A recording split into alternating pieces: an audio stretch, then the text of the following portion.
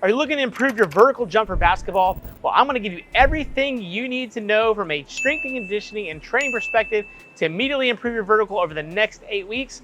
Let's get to it. Hey there, Brandon Splay here from Thirst Gym, and today I'm gonna help you improve your vertical jump from a strength and conditioning perspective in as little as 8 weeks. Did you know the average NBA basketball player has a vertical of close to 30 inches? And while we know that there's athletes that have insane vertical, that's rumored that Michael Jordan had a 48-inch vertical. We saw Vince Carter have anywhere close to a 50-inch vertical reported. They have massive verticals, and that allows them to get up, get rebounds, get over defenders, dunk, get to the rim quicker, because as we know, the closer you get to the rim, the easier it is to be able to put the ball in the hoop. So today's video, I'm gonna give you everything you need to know to immediately improve that vertical. Let's go. All right, the first thing we need to know about improving your vertical jump, there's technically 4 things that you can do to be able to do this.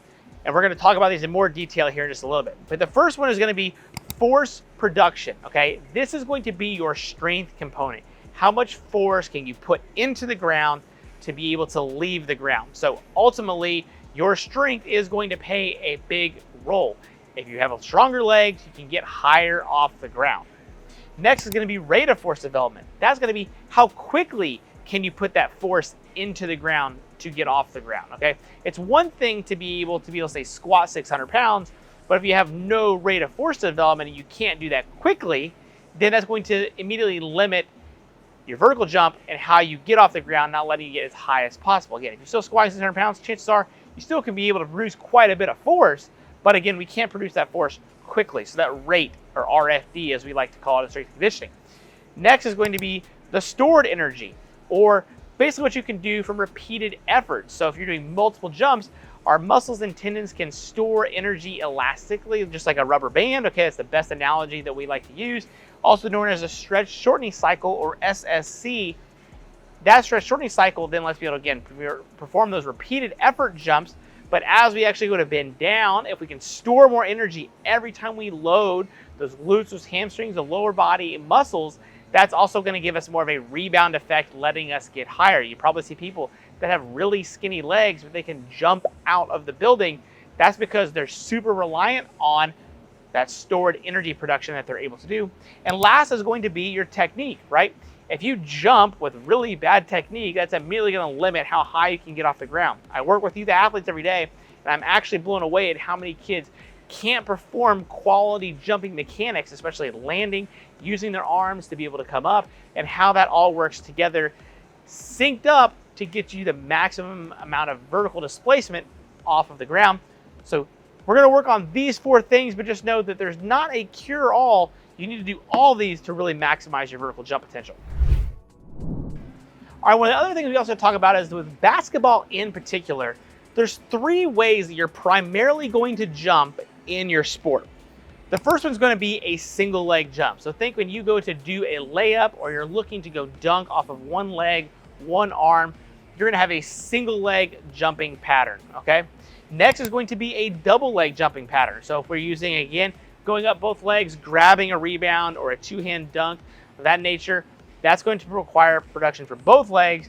And then we have what we call repeated effort or repeated jumps, where you're jumping successfully multiple times. That might be jumping 2 or 3 times for a rebound, right? Or that might be you go to perform a block and then you get that block and then you turn around and you're trying to jump and go for it again, right? There's lots of examples from a jumping perspective, even going to like a jumping sideways out in front of somebody and then going again. We're still doing repeated jumps, okay?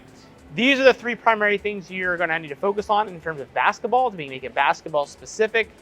And you want to make sure you're developing each one, right? If you don't want to limit your game off of just jumping off of just one leg when you may need to jump off of 2, right? We want to improve both of these. So addressing all the jumping patterns as well, not only is going to just improve your vertical jump testing, but gives you more variability, to jump as high as you possibly can in any situation during the game. All right, now to improve your vertical jump, we got to do a couple baseline things first. And the first one's going to be obviously test. You got to know what your vertical jump is, right? So I like to use the Vertec. To me, it's the best and simplest way. If you don't happen to have access to a Vertec, you can literally take some tape and jump and use it on a wall. That also works. I know people are beginning to drift towards this jump mat thing. It's becoming more popular, and I'll leave a link in the description box below of why I don't like the jump mat. But if you happen to use that, that's what you have. It is what it is, but there are some limitations there. So again, I really like the Vertec. That's my ideal way, or a wall. But get that baseline measure. Once you have that baseline measure, I'm going to group these into 3 separate areas of kind of what I like to look for when I work with athletes. Okay, now this will be kind of age dependent and somewhat gender dependent, but this is a very rough estimate of what I like to use on top of just giving myself the eye test and watching athletes do things. So the first one's going to be, if you have a 20-inch or less vertical, chances are your big thing that's limiting you right now is just total force production, aka strength training. You need to get stronger, okay? You don't have enough general strength to get your body off the ground for it to matter much for anything else from a stretch shortening cycle perspective or rate of force development perspective quite yet. So getting up to that 20-inch is just going to require doing some general strength training. I'll talk about that here a little bit more in depth later on in the video. Next is going to be that 21 to 20-inch, 25-inch area. Now we actually know that you have a decent amount of just general strength. Now we need to focus on more just power production, and that's going to be more of our rate of force development. So trying to take some of these weights that we have and moving them as fast as possible. That can be against bands or chains, or just having a sub-maximal weight and doing jumps with them, or working on more advanced plyometric exercises that are going to help develop more of that stretch shortening cycle and that rate of force development at very quick speeds. That's going to give you the power perspective. You can also put in things like your hang cleans and your hang snatches will also work well in this power development phase to kind of get you out of this little block. Once you get past that 25-inch vertical jump, so you get 26 or more, now you've got what I would consider a pretty good vertical jump. Obviously, it could get better, right? But if you work on your jumping technique and using more advanced methods, is kind of how we go from there whenever I'm looking at programming for people. So this would be using things like post-activation potentiation, fringe contrast training, and doing more VBT-based work and actually looking at how the athlete is moving and jumping and adjusting training variables from there to give them the most that we possibly can to get a couple more inches or push that as we kind of need to. So find out where you're at here on this scale, and that gives you an idea of initially where you need to kind of put more of your eggs into a basket to be able to see progress. The final disclaimer here I want to give too is that genetics do matter, okay? You cannot be an amazing jumper if you don't have the genetics for it, okay? I'm a great example. I'm incredibly short. I'm never going to dunk a basketball in my life, even though I loved playing basketball as a kid. But, you know, my genetics are not going to lend me to having a 40-inch vertical, right? The highest my vertical ever got was 33 inches when I could dunk a 9-foot rim at 5 foot. So that's basically the best that I ever got, and that's probably the best that it ever will be, especially as I'm aging. So just understand that you may not be able to have a 36-inch vertical, but it doesn't mean that you can't improve your vertical to improve your performance. So use some of these to give you an idea of where to start there.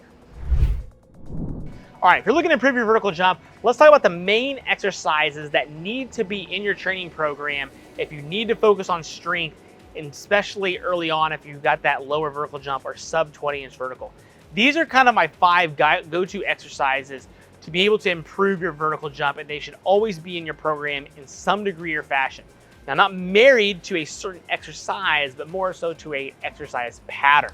That first one's going to be a general squat pattern. So that can be a back squat, that can be a front squat, that could be a box squat, that could be a belt squat, right? As long as you're performing a squatting pattern, relatively heavy, we'll talk about some sets and reps here in a little bit. Doing that relatively heavy, you're hitting that double leg squat pattern, as we kind of talked about jumping off of 2 feet. Next is going to be a single leg squat pattern. So think of this as your split squats, your lunges, your step ups, your skater squats, your Bulgarian split squats. That's all going to fit here into this box. You also need to train that again. Go basically taking the squat pattern from a double leg perspective and then a single leg perspective. So that when you actually go to jump off of one leg, you have that one-legged single leg strength that you need to be able to jump. Third is going to be the hex bar deadlift. Now, this I really like for vertical jump in particular because our stance is going to mimic a lot of our double leg vertical jump. Now, this is going to be a heavier pattern. I'll talk about the clean here in a little bit. But this is going to be the heavier pattern to put as much force to the ground, and it's also going to be great for developing rate of force development when I talk about that here later as well. But you really want to make sure that you're doing that deadlift pattern as well if you're going to pick a deadlift pattern. More so than the conventional or the sumo if you're after improving your vertical jump. Nothing against those other two deadlift variations, but you see a better return on investment from that hex bar deadlift. Number 4 is going to be the RDL, or a heavy hinge pattern, okay, with a barbell or dumbbells. You can even throw in single leg variations here as well. I'm not super huge on that for improving the vertical jump, but as long as you're getting a hinging pattern of some kind, you're checking that box to develop the glutes and the hamstrings specifically, and getting a little more eccentric based stress, which is going to let you build a little more muscle, which is also going to help you improve your strength down the road. Just a good pattern that you need to be able to develop to be able to jump well. And last is going to be calf raises. And while I'm not huge on this exercise, why I have it last, you do need to train your calf musculature to some degree with seated calf raises and or standing calf raises. They are going to build the tissue there, as we do need to finish that triple extension as we go to get that toe off to get up in the ground. But also another reason I like it is going to keep your Achilles tendons happy and your ankles happy, and that's going to let you in the long term be able to get more forces through the ground. So we're really trying to prep the tissues more so than anything else, but you can add some calves if your calves are incredibly undersized. You got some good strong wheels in terms of your glutes and your hamstrings and your quads. This could be something that maybe helps you nudge the needle in the right direction. So these are the 5 exercises I really look for if I'm looking to improve strength from a vertical jump perspective. All right, now we're going to talk about power development, okay? And if you're looking to improve your power, these are the 3 things that I go to with my athletes and basketball players to improve the vertical jumps. Number 1 is going to be the clean. Hang clean, power clean, clean from blocks. Any clean variation is going to be great for this. And that's going to work on triple extension and rate of force development and even absorption of that barbell. Now, I'll be honest with you, my clean, I only give to my older high school athletes. I might start sprinkling in to maybe some sophomores to work on the technique. But early on when I work with athletes, when I'm working on power development, I go for the jumps, okay? They're much easier to teach. We work on the mechanics of things, and we can find jumps that are specific for that athlete that challenge them but move the needle in the right direction. So think about seated box jumps, regular box jumps, hurdle hops, and different variations, some weighted jumps, things of that nature with light dumbbells, okay? If you're doing weighted jumps, light dumbbells, you don't need 50-pound dumbbells. For most people, 5 to 15-pound dumbbells will suffice in terms of developing your power for weighted jumps. And then lastly is going to be dynamic effort squatting and deadlifting. Dynamic effort just means moving the bar as fast as humanly possible with a sub-maximal weight. Ideally, that's going to fall anywhere between 0.8 and 1.0 meters per second if we were to measure it. You can also go a little bit lower if you happen to be focusing on some different speed qualities, or even a little bit faster. But usually that range is a nice sweet spot for most people when it comes to dynamic effort-based training. And so we just perform our normal squat patterns and deadlift patterns. Typically against bands and chains would be the most ideal because it will accommodate the strength curve. I can have more information about that. Just leave me a comment. I'll send you a link discussing that in more detail. But the goal here to understand is we're moving those weights as fast as humanly possible, and that's going to help us develop that power. So these are the 3 main ways to go about training your power development. There's not really a whole lot of other better options. You might be able to throw kettlebell swings in there to be able to get some of that power development as well. But chances are, if you're doing cleans, you're doing speed squats and deadlifts, or moving those weights, sub-maximal weights as fast as possible, and performing your plyometric-based jumps, just working on the vertical component of it, you're doing the right thing to get your power development. All right, the last thing we're talking about here is going to be the reactive side of the training. So if you happen to have that super high vertical already and you're trying to push to new limits, these are the 3 ways that I like to go after improving their vertical jump. The first is going to be focusing on depth drops and jumps, okay? Picking a high box, coming off that box and either sticking the landing, focusing on the force absorption, getting an overload. So basically if you're, let's say your vertical jump, for example, is at 26 inches, and we step off a 30-inch vertical jump, you never jump 30 inches in the air. So the tissues have to learn to adapt to that kind of height, and that's going to then excel your ability to make progress on your vertical jump. So just think about if you're doing chin-ups, same kind of concept. You can't do a chin-up, you hear it called all the time, you jump up to the bar and then you controlly lower yourself all the way down. Well, because you've never been able to do a chin-up, technically the back musculature hadn't been used to that kind of stress. And so we're basically doing the same thing, but from a jumping perspective. However, you can also use this then to be able to perform other jumps after it, okay? And that's also more of the reactive based piece as well. Next is going to be repeated. And by repeated jumps, I'm talking about doing things successfully over and over and over and over and over again, okay? While hurdle hops can be great, but I'm talking about repeated jumps. I'm talking about doing jumps for a long period amount of time. So this might be for 10, 15, 20 seconds, either with light dumbbells or with bands. And basically, again, we're kind of trying to go after that stretch shortening cycle adaptation, okay? So if you're constantly doing that over and over and over and over, you're teaching your body to store that energy more efficiently. And by being able to do that, now when you go to jump and do things in your game, you're going to have the ability to store that energy. Your body's going to adapt to that and be able to do that better again. But you've got to be able to be ready for this repeated effort stuff, okay?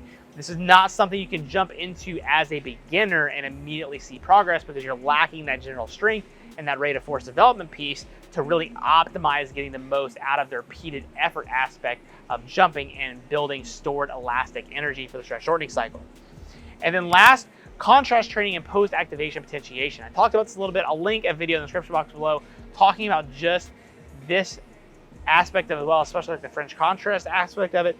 But basically what this means is that we're going to take a heavy load, say my squat or my deadlift, and I'm going to perform that for 2 or 3 reps. And by heavy, I mean it's got to be 80% of your 1 rep max or higher. We're going to perform that for 2 to 3 reps, and then we're immediately going to go into a lighter variation, usually something like a vertical jump in this case, because we're talking about improving your vertical, so a box jump or a couple hurdle hops. And what's going to happen is our body's going to be heightened because of that heavy load that we did, and we're going to get a bigger neurological based output from our body. Our nervous system is going to be like toned up and ready to go, and now we're going to be able to jump higher. We're going to use that to apply that into our jump. So we're basically kind of tricking our body to have higher outputs, and then we're going to use those higher outputs to immediately apply it to a different exercise, and your body will adapt to that, and that can help drive your vertical jump in the right direction. The key thing here about contrast training and post-activation potentiation is you don't want to do this all the time. Your body will adapt to it, and you will kind of see diminishing returns over time. So you want to make sure you microdose this throughout in certain times of the year, or when you really need it or you're really in a rut. This would be a good way to get out of that rut. But depth jumps and repeated effort jumps are something that if you happen to be more of an advanced athlete, you can do pretty much year round. All right, now I'm going to walk you through step by step on writing a training program that you can follow for a beginner to intermediate. So if you've got a sub 25-inch vertical, this outline is going to work for you just fine. I do also want to make this disclaimer is I'm not including any upper body training. I'm not doing anything abdominal work. I'm not doing any conditioning, no change of direction work. I'm just focusing on the vertical jump component here, okay? So I'm just giving you some pieces that you can use. This is not a full entire program. It's just going to be the vertical jump aspect of the program. And again, this is for beginner to intermediate, and again, up to basically 25 inches. If you've got a vertical jump less than this is going to work for you, okay? We're going to go with a 2-day-a-week split here, okay? So 2 times per week is what we're going for. Can you do more? Certainly, but 2 times a week more than likely is going to get the bases covered for what we need right now. So the first thing I want to make sure that we talk about here is that I like to make sure we do our power development based work here first. So here we're just going to do a regular seated box jump, okay? And then we're going to also pick another exercise to work on the tendon aspect. We're going to do pogo hops, okay? And we're going to pair these 2 exercises together. For our seated box jump, we're just going to do 3 sets of 5. Again, we're just going to say this is week 1. And our pogo hops, we're going to do 3 by 15 to 20 seconds. And I'm giving you a range because depending upon how much experience you have, 15 seconds might be a lot. So as long as you're doing pogo hops, okay? This is going to develop the Achilles tendon aspect of it, and then we're getting our vertical jump perspective in terms of working on getting as high as we possibly can and getting some kind of plyometrics. Even if you are a beginner, you do need to be able to actually practice the plyometrics. Seated box jumps work great. The next exercise you're then going to go through is then going to be, if you have the ability to do it, then you're going to do a front squat, or you can even do a back squat. Either one is going to be fine. And that first week, we're going to do 3 sets of 5, regardless of what you do. And then over the course of the training block, then we're going to do, say, 3 sets of 6, 4 sets of 5, and then 4 sets of 3, okay? So if we look at a 4-week perspective, this is how we're going to build up on our back squat. And then what you ideally would do is pair this with a hip mobility exercise of your choosing, matching basically the same sets and reps as needed or pretty close to it. That's going to let you train your general strength and your vertical jump component. And then we're going to pick a single leg component here, and we're going to go with a hand supported single leg RDL, and we're going to do that for 3 by 8 to 10 per side. Okay, so there you have it. We've got our power development. We've got some Achilles tendon work or calf work, as you want to look at, but more of an athletic perspective.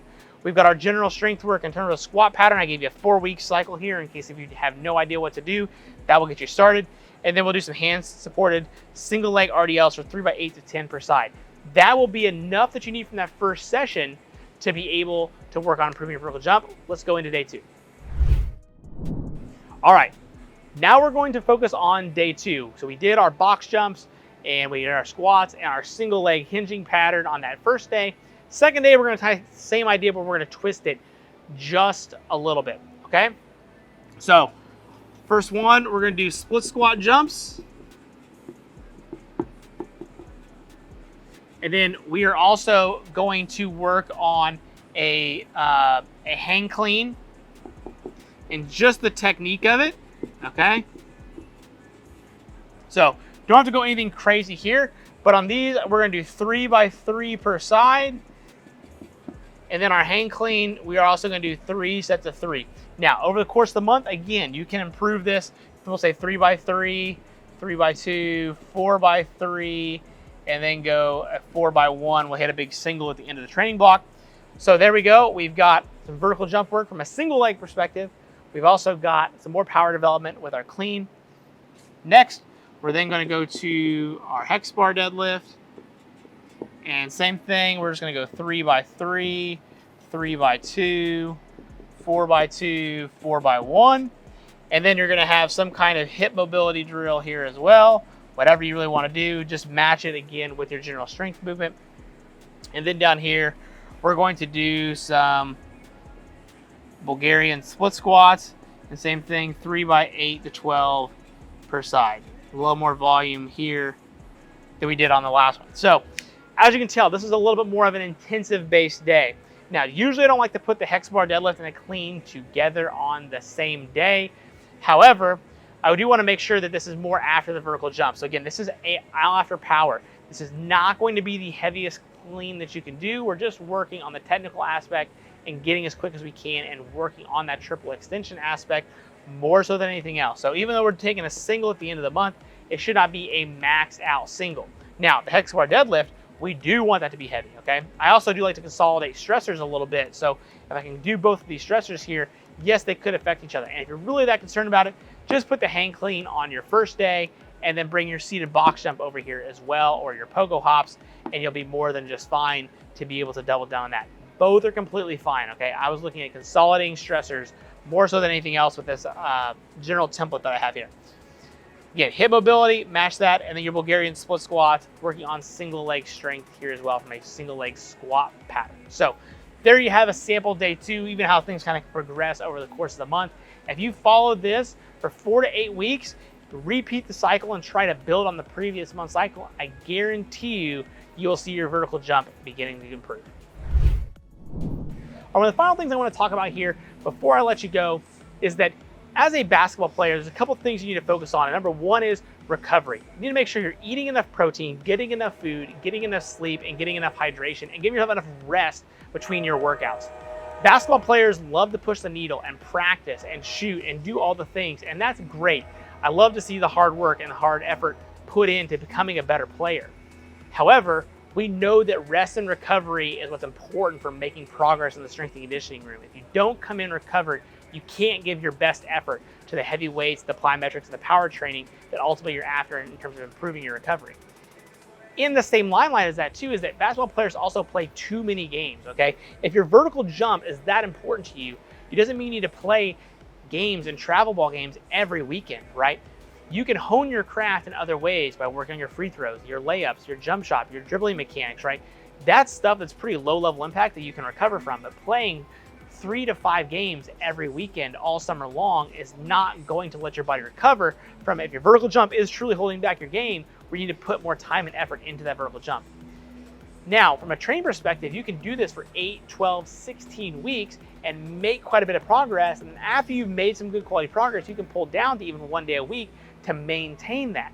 You can, of course, always stay in the gym twice a week, but know that once you've built up to what you've got in your vertical or your base level of strength and your base level of power, and you've made those improvements, maintaining it is so much easier than having to redevelop it if you just stop going into the strength conditioning room again. So buy into the strength conditioning room from a long-term perspective, but use this 2-day-a-week template that I gave you to help get you started and moving in the right direction. Understand that taking a little bit of time away from some of your skill development, while it may suck, is ultimately going to get you in a better place in the long run as your vertical jump improves.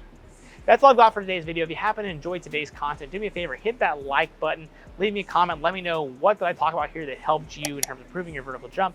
And if you haven't done so already, I'd really appreciate if you hit that subscribe button. I drop a video every single week. Thanks for tuning in. I'll see you at the next video.